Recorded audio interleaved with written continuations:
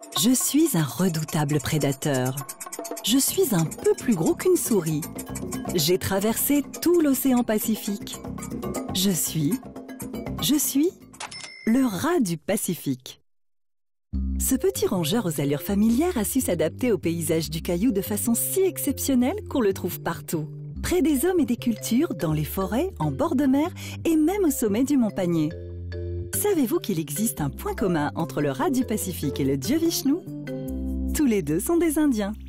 Alors le rat du Pacifique, c'est un rongeur, c'est un petit rongeur, il fait entre 50 et 100 grammes. C'est un petit rongeur qui a une histoire en Nouvelle-Calédonie et dans le Pacifique qui est assez intéressante, assez originale, puisque initialement il est originaire du sous-continent indien, mais il a été amené volontairement par les premiers colonisateurs des îles du Pacifique, qui l'ont dispersé sur la plupart des îles du Pacifique, pour une bonne raison, c'est qu'en général, ils le consommaient. Donc c'était une ressource qu'ils cherchaient à distribuer sur ces îles. Que s'est-il passé à son arrivée ? Lorsqu'elle arrive dans un milieu, eh bien, elle peut avoir des effets sur l'écosystème du milieu qu'elle colonise.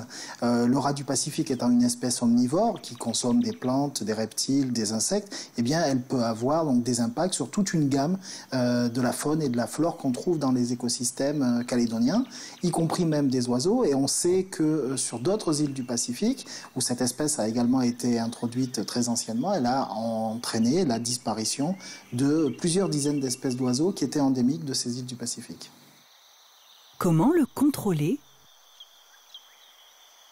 Alors les moyens de lutte contre ces espèces introduites sont variés.